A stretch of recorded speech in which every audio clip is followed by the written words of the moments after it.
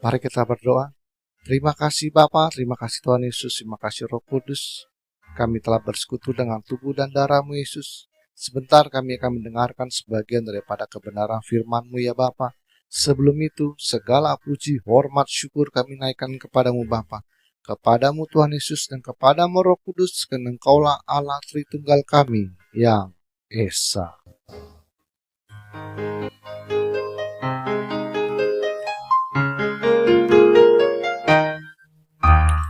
Hormat bagi Allah Bapa, hormat bagi anaknya,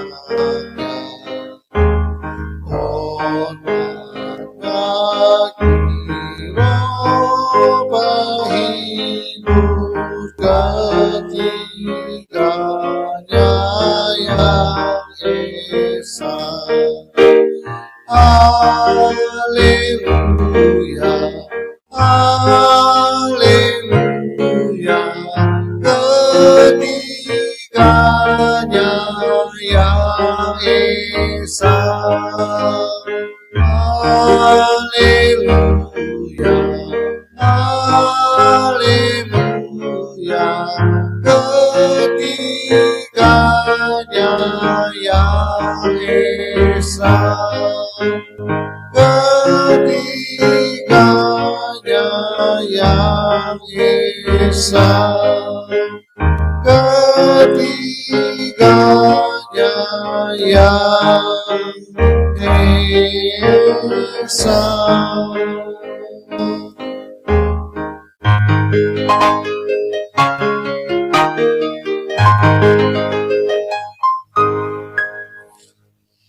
Berikanlah kami pengetahuan, pengertian, dan akal budi-Mu ya Tuhan, supaya kami menjadi orang bijaksana dan rendah hati seperti diri-Mu.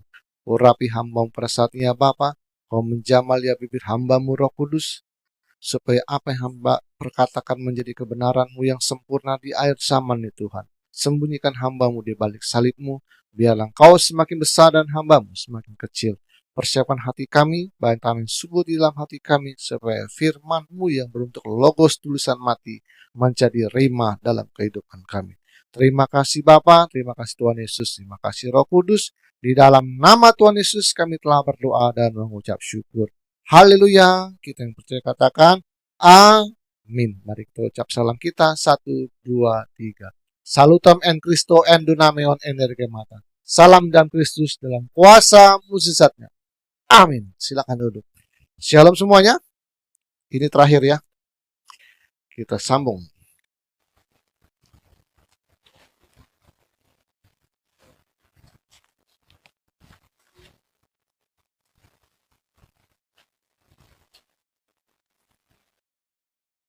Dari awal, saya ringkas sebentar. Dari awal, apa sih tujuan Tuhan untuk menciptakan malaikat, menciptakan tumbuh-tumbuhan, menciptakan semua manusia yang serupa segambar dengan Dia, yang dimana Dia sudah mengetahui bahwa apa yang Dia ciptakan akan melanggar kekudusannya, baik malaikat, baik pun manusia.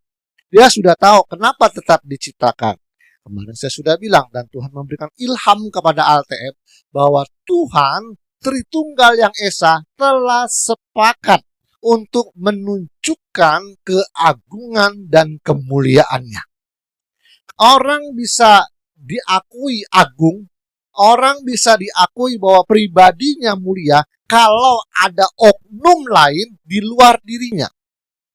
Tidak mungkin mereka bertiga-tiga ngomong, aku agung, aku mulia. Tapi tidak ada orang, tidak ada lain selain mereka bertiga. Itu adalah hal yang mustahil dan tidak logis. Seperti Anda di hutan, teriak-teriak, saya agung, saya mulia. Jadi agung dan mulia itu harus ada pihak lain yang menyatakan, oh ya benar gitu. Nah, karena mereka sudah sepakat untuk menunjukkan keagungan dan kemuliaannya, maka mereka sepakat untuk menciptakan beribu-ribu malaikat dengan hembusan nafasnya. Tahu nggak Tuhan bahwa waktu dia menciptakan malaikat yang bernama Lucifer, suatu saat akan memberontak dan mendirikan kerajaan sendiri? Jawabannya, iya, tahu. Pak, itu berapa lama, Pak? Dari penciptaan Lucifer sampai dia memberontak. Menurut saya, tidak lebih dari 6.000 tahun di dalam kekekalan. Karena kita sebagai manusia harus jujur terhadap dirinya sendiri. Bahwa kita kalau punya 3 hal, kekayaan, kekuasaan, dan kekuatan, nggak lama kita akan berubah. Karena manusia aja nggak lama. Enggak. Jadi kita nggak usah mengkhayal yang terlalu tidak logis. Oh, berkekal-kekal Pak, nggak tahu kapan. Enggak, jangan begitu. Karena kita mari bercermin kepada diri sendiri. Manusia kalau punya 3 ini, kekayaan, kekuasaan, dan kekuatan, nggak lama berubah. Orang sih bilang, Pak, enggak, saya dulu waktu miskin begini, saya udah sekarang sampai segini juga nggak berubah. Iya, kau sih bilang kau nggak berubah, yang nilai diri itu orang lain. Saya kasih tahu, yang nilai itu orang lain. Ya semua juga kalau orang, aku orang saya orang baik loh Pak. Saya ini orang tidak pelit. Semua orang juga kalau mau bisa yang baiknya ditempelin semua. Gitu. Ya, jadi kita bercermin kepada diri sendiri karena saya selalu membayangkan tidak mau jauh-jauh dari diri kita sendiri. Jadi kita kan renungannya ke dalam. Jadi saya melihat Tuhan, saya akan melihat diri saya dulu. Karena kan kita nggak bisa meraba-raba Tuhan. Gimana kepribadian Tuhan? Saya melihat diri kita. Oh ya, saya begini ya. Tuhan nggak akan jauh dari sini. Kalau saya bisa memutuskan, oh saya harus tidak pelit, harus murah hati. Saya selalu bilang, pasti Tuhan lebih dari murah hati. Setuju nggak? Iya. Saya punya Tuhan. Saya kalau ngeliat orang nggak punya tangan, nggak punya kaki, lahir timbul yang namanya belas kasihan dan cinta kasih loh Tuhan. Saya yang manusia ciptaanmu aja, saya merasakan seperti itu. Saya selalu berpikir, Tuhan lebih dari itu. Mereka kesini dulu renungannya. Nah, kembali kepada malaikat. Malaikat itu Alkitab bilang dia cantik dan penuh hikmat. Hikmat itu apa? Kebijaksanaan. Jadi saya merenungkan ke dalam diri saya. Oh ya, diri saya pun jujur dan blokosuto. Kalau dalam keadaan saya tidak siap, dalam kondisi batin saya pondasinya nggak kuat. Kalau saya punya 3 hal ini, habislah kalian semua. Bisa jadi Donald Trump kedua saya. Donald Trump tuh ngomong apa? Ini kan udah sudah surat perjanjian nih sama Iran nih. Tuh kan dia bilang apa? Kalau Iran berani coba-coba tidak menjalankan apa yang menjadi kesepakatan dalam surat ini, siap-siap saya akan jatuhkan bom di atas kepala mereka. Trump langsung ngomong tuh, langsung di siaran langsung. Dan rekamannya banyak di TikTok dan YouTube dan Facebook. Trump ngomong, kalau Iran tidak melaksanakan apa yang menjadi kesepakatan tanda itu, siap-siap saya akan menjatuhkan bom di atas kepala mereka yang lebih dahsyat lagi. Saya berpikir nggak marah saya. Saya memaklumi karena Trump punya 3 hal. Ya, kan saya udah bilang. Jadi kembali lagi ke malaikat. Jadi nggak perlu berabad-abad berkekal-kekal selamanya sampai selama-lamanya. Nggak perlu membayangkan seperti itu. Kalau kita sebagai manusia, kalau punya 3 hal ini, tidak lama kita akan berubah. Orang bisa ngaku, Pak saya nggak berubah dari dulu hingga sekarang ya. Lu yang ngomong. Dan saya membayangkan, apalagi Lucifer, di mana semuanya keadaannya baik di sorga. Dan dia melihat dia begitu agung dan mulia dalam kepribadian dan begitu cantik dibuat oleh Tuhan. Menurut saya nggak lama itu. Nah, benar, setelah Tuhan tahu bahwa memang malaikat ini tidak lama dia akan membuat kerajaannya, Tuhan tahu. Dan Tuhan membiarkan. Karena apa? Kembali lagi dia sedang menunjukkan keagungan dirinya. Keagungan selalu bicara tentang hukum. Mahkamah agung, jaksa agung, kan? hakim agung itu tentang hukum. Dengan pelanggarannya Lucifer, melanggar kekudusannya, artinya di sana sudah akan timbul saat sebentar lagi apa? Keagungan daripada Tuhan. Nah, permasalahannya adalah Lucifer memberontak dalam kondisi surga aman-aman aja. Tidak ada yang namanya pemberontakan kejahatan di sana.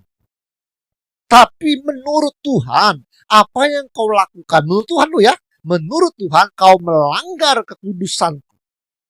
Karena Tuhan selalu mau punya prinsip, dari aku, oleh aku, kepada aku, dan kepadakulah bagi kemuliaan selama-lamanya. Tidak ada yang bisa melebihi aku. Karena segala sesuatu yang ada berasal dari aku. Kita ngomong tentang aku nih Tuhan. Jadi waktu dia memberontak dan ingin mendirikan kerajaannya sendiri, Tuhan bilang, kau sombong, melanggar kekudusanku. Mikael pimpin pasukan, usir, keluar, lempar ke bumi. Nah, permasalahannya, kenapa Tuhan tidak? Karena melanggar kekudusan. Tuhan udah bilang kau sombong, ya udah lempar aja ke neraka. Kenapa tidak dilakukan? Karena Tuhan adalah pribadi yang agung. Lagi, agung adalah Tuhan, adalah naturnya adalah hukum. Naturnya adalah taat kepada undang-undang yang harus dia buat. Itu dulu. Kalau Tuhan bilang sewenang-wenang, kamu melanggar ya, saya lempar ke neraka. Itu namanya sewenang-wenang. Artinya Tuhan ditemukan ada celah. Dengar, Tuhan adalah pribadi yang sempurna. Dia nggak boleh ditemukan celah. Karena Lucifer ini hanya tuduhan semata dari Tuhan. Engkau sombong karena kecil. Keluar dulu dari surga. Jadi istilahnya, kalau seorang pejabat negara diduga dia telah melanggar tindak pidana, maka orang ini kan dalam pemeriksaan kepolisian, kejaksaan, dan KPK, benar? Oke, otomatis sementara maka presiden harus mencabut dulu dia punya jabatannya, keluarin dulu, biar istilahnya para hukum itu memeriksanya dengan leluasa. Kalau dia masih menjabat, dia punya kekuasaan. KPK bisa diancam-ancam, jaksa bisa diancam-ancam karena dia masih berkuasa. Makanya kekuasaannya diberhentikan sementara oleh presiden. Jadi dia nggak punya kekuasaan. Statusnya adalah rakyat biasa. Jadi dia tidak punya kekuatan. Makanya semua aparat hukum bisa memeriksanya dengan bebas. Itu aturannya mainnya. Kita itu aturan aja. Ini ngomong agung. Gereja tidak pernah tentang ngomong agung. Kemarin debat lama berhari-hari tentang keagungan. Saya bilang, kalau saya berkata Anda seorang pemberontak tidak suka aturan, hidup mau sedewenya semau-maumu aja. Kalau di depan pemimpin kau shalom ngebotan seperti di dalam hatinya. Itu jiwa seorang pemberontak itu. Jadi kalau Anda mau mengabdi kepada gereja, gembala, pendeta, romo, paus, Anda harus tulus. Nggak boleh. Shalom, botat itu nggak boleh. Ya. Karena Tuhan melihat hati. Kalau memang udah nggak sejalan, ngomongnya ngadep gembala ya Pak, saya mau buka gereja sendiri. Selesai menurut saya. Daripada kita di situ ngedumel di dalam, nggak bagus. Visi gagal itu. Oke. Jadi supaya Tuhan leluasa untuk menghukum Lucifer, maka Lucifer harus keluar dari surga dulu. Terserah dia mau bangun kerajaan di mana.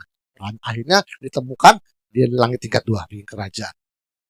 Nah, untuk menghukum Lucifer, Tuhan lalu menciptakan namanya manusia yang serupa segambar dengan dia. Semuanya diberikan.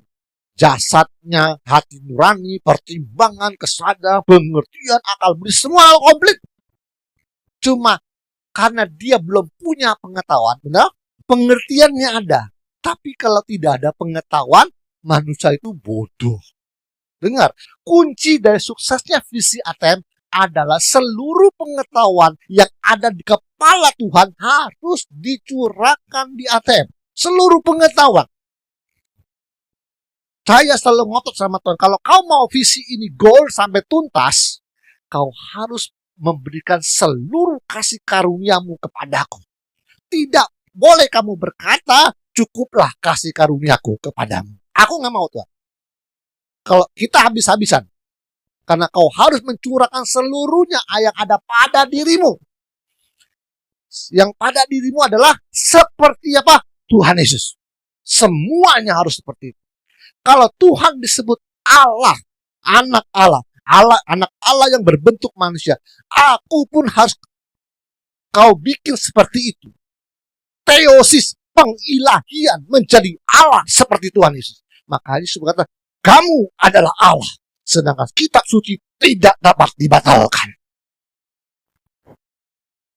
Kita mau dibikin seperti Allah, seperti Tuhan Yesus. Oke. Diusir, lalu diciptakan manusia serupa segambar dengannya. Tahu nggak Tuhan bakal melanggar hukum apa yang dia pernah? Iya, kenapa diciptakan? Kembali lagi untuk menunjukkan keagungannya. Dengan pelanggarannya Adam dan Hawa, maka di sanalah akan butir-butir keagungan Tuhan akan segera muncul dan bercahaya. Melanggar, usir dulu. Tetap diusir kan? Lucifer diusir, Adam dan Hawa diusir nggak? Iya, diusir dari Taman Eden. Oke. Setelah itu dipanggillah. Terus Kain Habil semua. Hanya nongollah si Abraham dipanggil untuk menciptakan suatu bangsa. Terus jalan. Lahirlah Ishak dan seluruhnya. Akhirnya muncullah si Om Musa. Si Om Musa inilah mulai Tuhan mengajar tentang keagungan dirinya. Dengan mulai dari Ten Commandments. Ya, ini lagi menunjukkan keagungannya. Dan kau melaksanakan, ternyata masih melanggar. Didik lebih keras. Murkalah Tuhan. Murkalah Tuhan. Itu sebenarnya saya kurang cocok ya karena terjemahannya murka itu sebenarnya. Karena kayak dari dasamuko ya. Jadi murka. Kayak kita pawayang itu apa namanya? Arwana ya. Aru murka bukan kayak. Jadi bayangannya kayak seperti itu. Harusnya terjemahan tepat tuh angry. Marah. Jadi kalau Anda anak-anak masih kecil dibilangin ngerti, udah ibu bilang, nah gitu dia. Udah ibu bilang, bapak bilang, udah makin besar, udah mulai pakai rotan. Begitu, itu keadaan seperti itu sebenarnya, bukan murka sampai keluar asap kepalanya. Nah, bayangannya seperti itu. Bandel kesel, udah kudusnya, pukul lagi. Nah, banyak orang nggak ngerti. Pencobaan masalah malapetaka, musibah, pencobaan ujian itu rotannya Tuhan. Semalam masih debat, dia nggak ngerti ya manusia. Aduh, betapa masih dalam kebodohan. Setiap pencobaan, musibah, malapetaka, apes, apapun, itu rotannya Tuhan supaya kau tidak mengulanginya lagi dan di masa depan kau menjadi bijak. Otomatis kalau kau tidak mengulangi lagi, maka berkuranglah kejahatan dan menambah kekudusan hidupmu, kesucian Tuhan. Kalau anak berhenti maling, kan nambah kesucian dia. Karena memang arahnya ke sana. Tuhan itu kudus, akulah kudus. Maka kau harus kudus seluruh manusia. Tuhan gak peduli agamanya apa. Patut semuanya pakai rotan. Dengar, masalah apapun itu adalah teguran Tuhan yang merupakan rotan bagi orang bebal. Masa nggak ngerti makna kehidupan? Orang Kristen saya kata-katain di grup, bodoh, tidak berakal budi. Masa nggak ngerti tentang makna kehidupan? Masa nggak ngerti tentang tujuan kehidupan ini? Apa arti setiap kejadian hidupku? Ambil hikmahnya. Nggak mungkin Tuhan izinkan segala sesuatu di dalam kehidupan kita kalau lu nggak bandel. Sampai di titik Taman Getsemani sebelumnya, pernah nggak Tuhan kena musibah sebelum Getsemani? Lempar batu aja nggak kena, didorong ke jurang, nggak bisa. Karena guardian angelnya 24 jam non-stop. Waktu berdiri, waktu berbaring, waktu berjalan, dan waktu berduduk. Sudah ada di kemarin. Dalam 4 posisi hidup kita, guardian angel selalu standby dalam 24 jam. Berdiri, berjalan, berbaring, dan duduk. Nggak bisa. Jadi supaya kita buka semua gereja. Kalau kau dapat masalah, dapat pencobaan, malapetaka, musibah, apes, apapun namanya kecelakaan, kau sedang dipecut dan dirotan oleh Tuhan. Bandel kau. Itu rotannya itu cemeti untuk kuda, tapi pentung untuk punggung orang bebal. Benar dibilang. Oke. Nah, di zaman pendidikan Tuhan, zaman Musa, dipukul, murkalah Tuhan, pecut terus. Sampai akhirnya sampailah di kitab Matius. Akhirnya 400 tahun dari Maleki sampai Matius itu ada kertas putih di Alkitab, itu kurang lebih 400 tahun. Tuhan diam, tarik napas dulu. Lama nggak 400 tahun? Lama. Tidak ada wahyu, tidak ada ilham, tidak ada hikmat.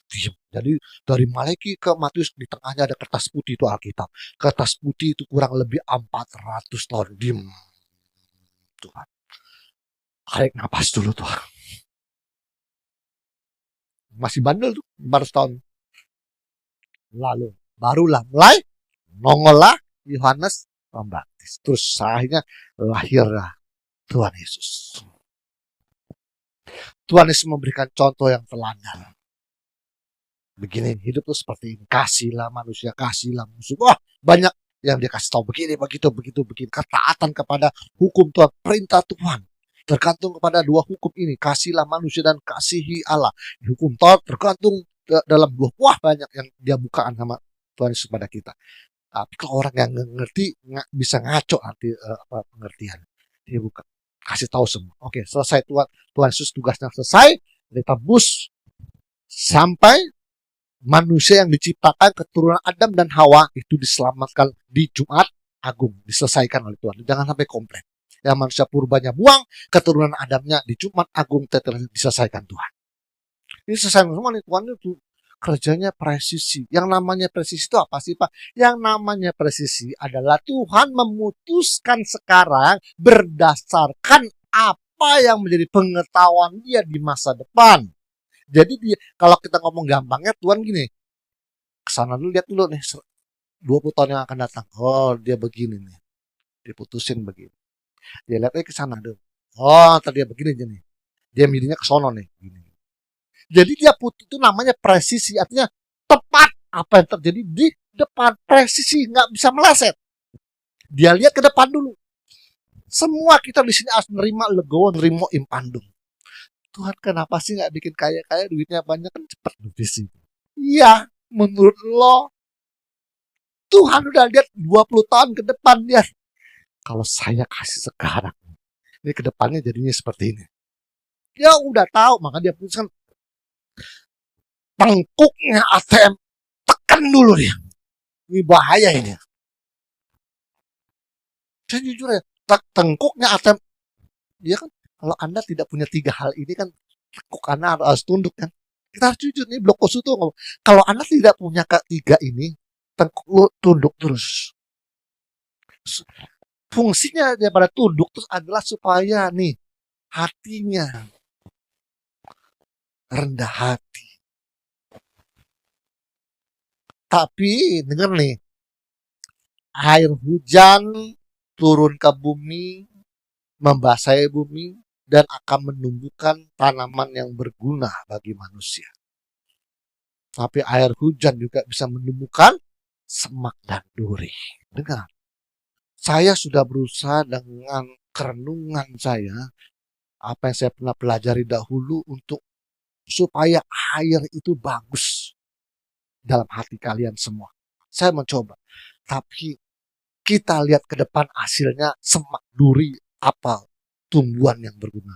Tumbuhan berguna tuh tanam sawi, apalagi cabai, terong, itu tumbuhan yang berguna sama-sama karena air hujan. Tapi jangan salah, di sebelahnya terong, semak-semak, lalang-lalang tumbuh juga kena air hujan. Artinya air itu lambang firman. Apa yang saya khotbahkan di sini? Saya berharap semoga ya, supaya yang tumbuh di dalam hati manusia, tanah kan hati kalian bijaksana dan tidak pernah berubah pendiriannya. Saya berharap begitu. Karena kembali lagi, saya ini banyak bergaul dengan banyak suku, sampai saya juga baru menemukan waktu Anda ngomong sama Chandra. Ya, waktu di mana tuh? Di Bukit Pintar ya. Saya juga baru tahu tuh. Saya selama ini nggak juga. Apa itu? belum pakai sepatu, Bang. Saya sebenarnya nggak ngeh itu. Waktu ada berbicara di Bukit Pintar itu sama Chandra itu, kan ada ngomong tuh, wah itu belum pakai sepatu, Pak. Kalau pakai sepatu, Pak. Saya nggak ngeh waktu itu. Akhirnya saya bergaulan dengan Yuli Semangka tuh sama bapaknya tuh. Ngomong-ngomong sama dia. Oh iya. Sampai anak buahnya bilang, wah bos saya mah Cinoireng.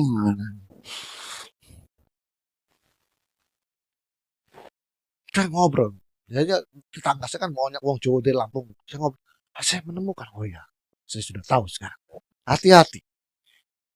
Air hujan bisa menemukan semak duri. Pak, kalau tumbuhan yang berguna itu apa? Kita tumbuh menjadi karakter yang berakhlak mulia. Pak, semak duri dan rumput duri itu onak itu apa, Pak? Itu bukannya jadi akhlak mulia, tapi berkarakter buruk alias bobrok akhlak. Akhirnya saya mendapatkan lagi nonton satu kontennya artis dia diwawancara sampai tetangganya pun didatangin sama host TV ini dan ditanya gimana dulu artis itu waktu miskin. Ya, dia gini Bang. Waktu miskin dia mengaku saya mau berutang di warung itu susah. Nggak dikasih dan tidak dipercaya karena saya hidupnya susah miskin. Lalu ditanya lagi, gimana sekarang? Kan dia sudah kaya. Waduh, sombongnya minta ampun. Saya nggak boleh ngomong. Jadi itu artinya di dalam sanubari manusia yang paling dalam ada timbul rasa dendam. Suatu saat gua kaya ntar. Hati-hati. Anda yang banyak direndahkan, dikenyai orang, diremehkan orang. Hati-hati.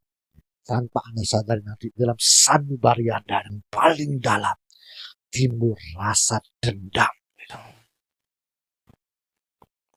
Hati-hati. Itulah yang saya bilang. Firman yang ditaburkan ATM bisa tumbuh semak dan duri. Saya belum konsultan. Sebelum itu terjadi, saya juga mau presisi sebelum terjadi. Itu sifat manusia. Kalau lagi kumyang, miskin kere, ditindas orang, ditendang, tidak dihormati, wah semua dikenyek.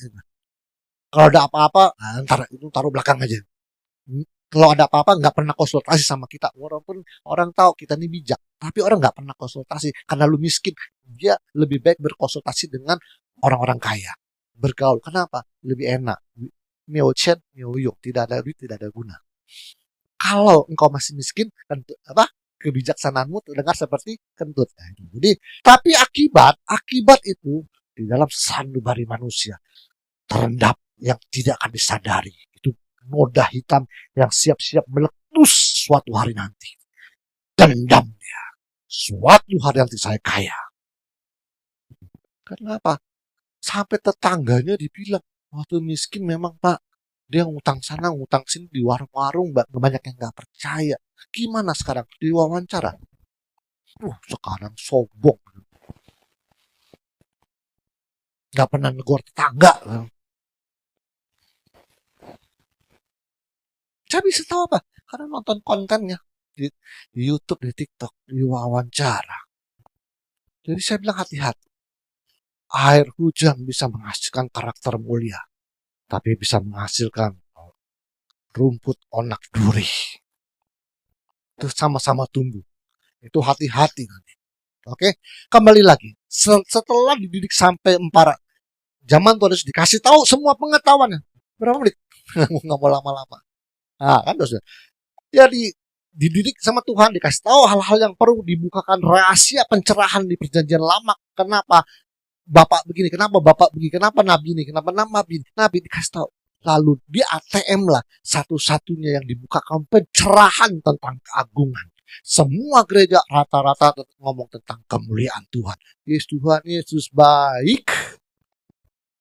Kita sedang berbicara tentang keagungan. Artinya ATM terus menekankan taat kepada hukum. taat kepada undang-undang Tuhan, taat kepada perintah Tuhan. Tidak ada jalan. Melanggar artinya apa? Dosa. Upah dosa adalah maut. Ketaatan yang sempurna. Makanya saya selalu teriak-teriak di grup. Jangan menjadi pembenci pemerintah walaupun itu bukan pilihan. Mungkin dari zamannya Soeharto sampai sekarang, yang mimpin sekarang adalah bukan pilihanmu. Pemilu kalah. Tapi kau tidak boleh jadi pembenci pemerintah. Karena Alkitab bilang, Paulus mengatakan, janganlah engkau berkata yang jahat kepada pemimpin bangsamu. Janganlah berkata yang buruk tentang pemimpinmu. Kita taat kepada aturan. Artinya kita tidak boleh menjadi pembenci pemerintah. Bikin hoax, bikin konten yang bohong-bohong semua itu. Di TikTok tuh hoax semua itu. Semuanya menjelekkan pemerintah yang sekarang. MBG suruh berhentiin, Pertamax suruh subsidi. Yang make Pertamax sopo? Anda kan masih pakai Pertalite sama Biosolar toh 6.800. Anda menjadi pembenci pemerintah. Alkitab bilang, janganlah serupa dengan dunia ini. Berubahlah oleh pembaruan budimu, apa yang baik, apa yang dikehendaki, dan mana yang sempurna. Nggak boleh menjadi pembenci pemerintah. Walaupun dengar nih, Prabowo bukan pilihanmu. Terima dengan ikhlas. Karena Alkitab berkata dalam Daniel, supaya yang hidup tahu bahwa yang maha kuasa berhak atas kerajaan manusia. Dan dia berhak berkuasa untuk mengangkat orang yang kecil sekalipun untuk kedudukan itu. Artinya yang memimpin sekarang ini Prabowo Subianto adalah pilihan dan ketetapan Tuhan. Ikhlas dan legowo. Tiap-tiap orang harus takluk kepada pemerintahan yang di atasnya. Masalah demo urusan orang duniawi. Anak-anak Allah tidak boleh serupa dengan dunia. Saya lagi menekankan tentang ketaatan. Itu pelanggaran itu. Pak, kan bisa aja pemerintah tuh kejem, Pak, main tembak. Ya, Alkitab bilang apa? Tidak percuma pemerintah menyandang pedang. Takutlah akan pemerintah jikalau kamu berbuat jahat. Pemerintah adalah sebagai pembalasan Tuhan bagi orang-orang durhaka. Lu melawan pemerintah. Masa kalau kita ini bertani nanam jengkol, nanam semangka, tiba-tiba ada polisi nangkap kita. Ya lu kan ada niat makar menggulingkan pemerintahan. Wajar nggak pemerintah pakai pedang? Wajar nggak pemerintah pakai senjata api? Di dalam kerajaan, baik kerajaan sorga, baik kerajaan sekuler duniawi, hanya satu prinsip, dengar nih. Tidak ada sesuatu pun yang bisa melebihi kekuasaan. Dengar, tidak ada satu pun, baik di dunia fana, baik di dunia alam baka, tidak ada seorang pun, apapun namanya, yang bisa melebihi kekuasaan. Begitu seseorang mau mencoba untuk melebihi kekuasaan, terima resikonya. Tuhan itu mendirikan kerajaannya berdasarkan apa? Kekuasaan. Berkuasa. Lalu kau melanggar kekuasaan Tuhan. Apa lu gak dicemplungin di Gehenna lo? Lucifer, kenapa diusir? Karena dia mau mendirikan kerajaan. Apa? Mau melebihi kekuasaan baik di sorga, baik di dunia. Kau tidak boleh coba-coba melebihi kekuasaan. Itu prinsip. Karena Tuhan yang ngatur dan manusia ini diciptakan serupa segambar dengan dia. Itu DNA-nya Tuhan, itu kekuasaan itu. Oke. Setelah dididik, Tuhan bikin bagus-bagus. Sampai kita bilang, sesungguhnya manusia telah menjadi salah satu dari kita. Tahu tentang yang baik dan yang jahat. Sekarang, jangan biarkan mereka mendatangi pohon kehidupan supaya dia hidup untuk selama-lamanya. Lalu Tuhan Allah menghalau manusia dari Taman Eden. Artinya, sewaktu Adam dan Hawa diciptakan sudah sempurna atau belum? Belum. Masih blow on. Bin goblok. Kenapa? Pakai celana aja nggak ngerti. Alkitab berkata, mereka berdua telanjang dan tidak merasa malu. Pakai celana aja nggak ngerti. Lu bilang dia sempurna. Anda doktrin teologi yang salah menurut saya. Setelah mereka makan pohon pengetahuan yang baik dan jahat, dan terbukalah mata mereka, dan mereka tahu mereka telanjang dan mereka menyematkan daun ara. Lalu terdengarlah langkah kaki Tuhan. Di manakah engkau? Aku takut karena aku telanjang. Siapa yang mengatakan engkau telanjang? Artinya, karena terdengar langkah kaki Tuhan, kenapa kita yang sekarang hidup? Kenapa manusia bentuknya seperti ini? Kenapa manusia bentuknya tidak seperti gorila, simpanse yang mulutnya agak monyong? Kenapa manusia tidak diciptakan seperti kelelawar yang kupingnya agak panjang? Kenapa Tuhan tidak menciptakan manusia seperti monyet, seperti kakinya bisa megang? Kan kalau naik pohon kelapa kan gak usah ngumpah orang, Mbak.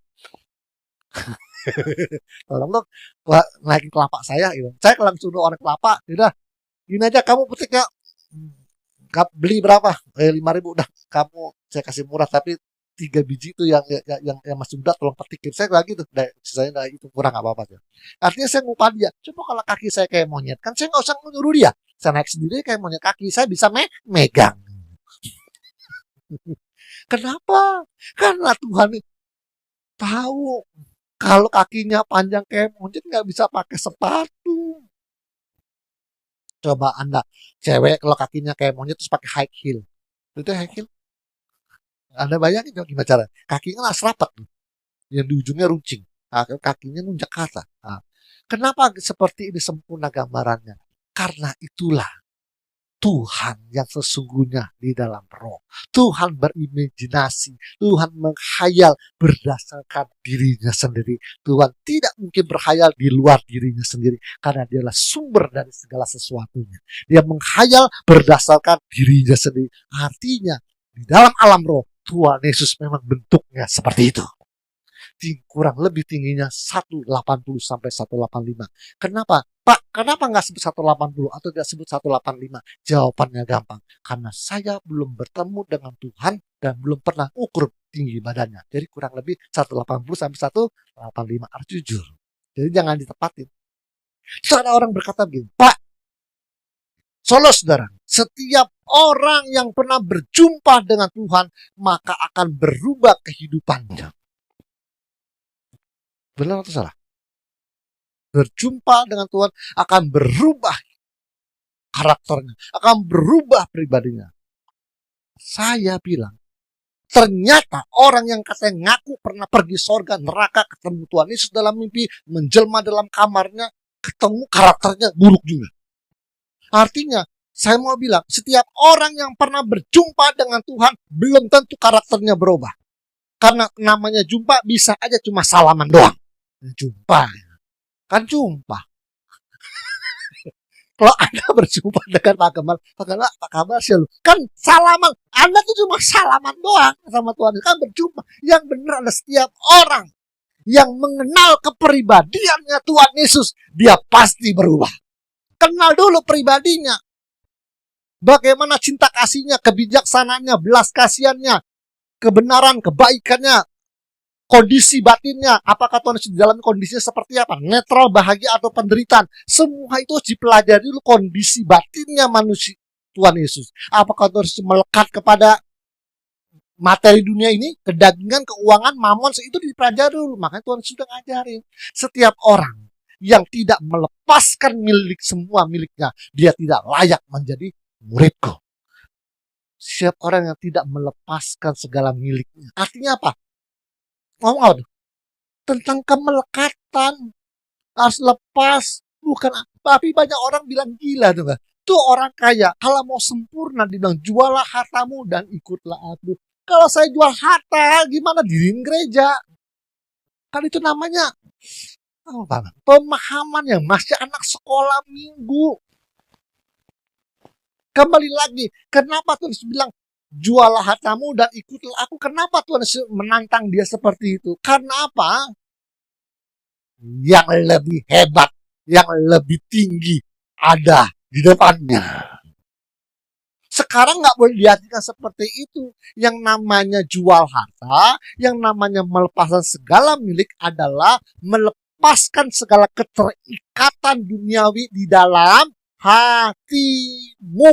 Banyak menggenggam timbul penderitaan, banyak melepas timbul kebahagiaan. Itu yang diartikan secara manusia batinnya. Tapi seandainya saya tantang yang di ruangan ini, seandainya Tuhan Yesus ada di ruangan ini dan berkata kepada Anda, Pak Andreas, juallah rumahmu dan ikutlah aku. Kira-kira apa yang kau putuskan kalau ada di sini?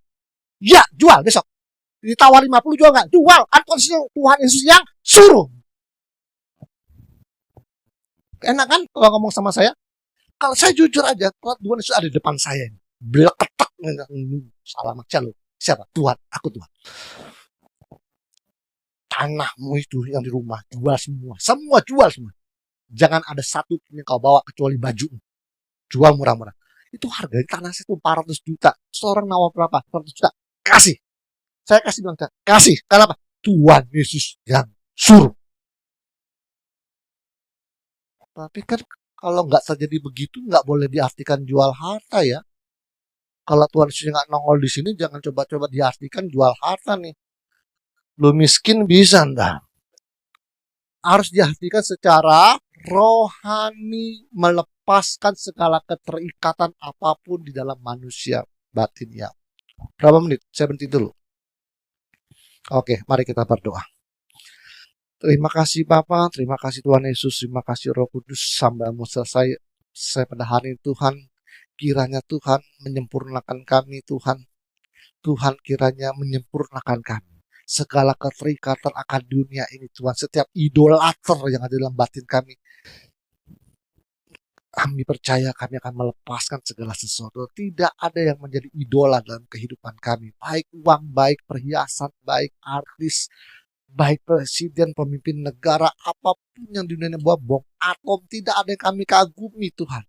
Hanya Engkau pribadi yang kami kagumi Tuhan. Satu-satunya milik kami yang terindah yang sebagai permata adalah pribadinya Tuhan Yesus. Itu toh, tidak ada yang lain. Kami siap Tuhan untuk melepaskan segala perkara duniawi ini untuk mengikuti Engkau 100% supaya visi ini seperti yang Kau kehendaki dan selesai pada waktunya. Terima kasih Bapa, terima kasih Tuhan Yesus, terima kasih Roh Kudus. Di dalam nama Tuhan Yesus kami telah berdoa dan mengucap syukur. Haleluya. Kita yang percaya katakan amin. Tuhan Yesus berkati.